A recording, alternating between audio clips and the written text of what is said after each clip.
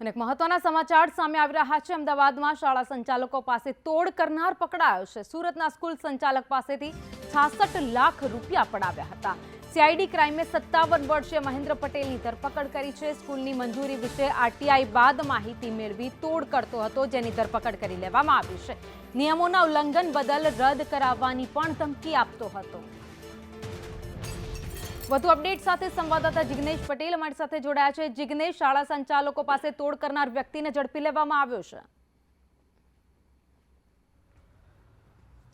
ભાગની જોવા જઈએ તો રાજ્યમાં અત્યારે તોડકાંડનો એક નવો સિલસિલો શરૂ થયો હોય તેવું લાગી રહ્યું છે। તાજેતરમાં ઘણી ઘટનાઓ પ્રકાશમાં આવી છે, ત્યારે વધુ એક ઘટના તોડકાંડની સામે આવી છે કે જેમાં સ્કૂલ સંચાલકો વિરુદ્ધ અલગ અલગ વિભાગમાં આરટીઆઈ કરી અને તેમની સ્કૂલની જે માહિતી છે તે મેળવનાર એક વ્યક્તિ મહેન્દ્ર પટેલ વિરુદ્ધ આ આક્ષેપ લાગ્યા હતા કે તેને 66 લાખ રૂપિયાનો તોડ એક 18 સ્કૂલોના ટ્રસ્ટી પાસેથી કર્યો છે।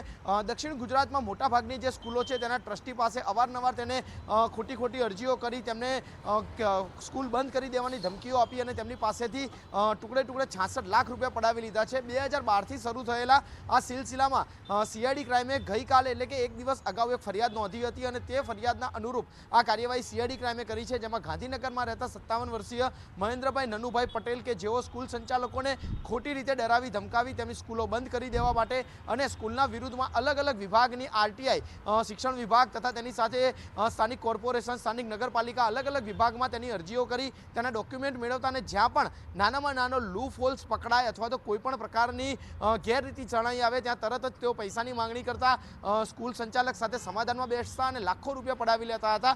તે મુજબની જે ફરિયાદ નોંધાઈ હતી તે ફરિયાદના આધારે સીઆઈડી ક્રાઇમે આજે મહેન્દ્ર પટેલની ધરપકડ કરી છે અને તેમના રિમાન્ડ મેળવવાની તજવીજ શરૂ કરી છે। આભાર માહિતી માટે।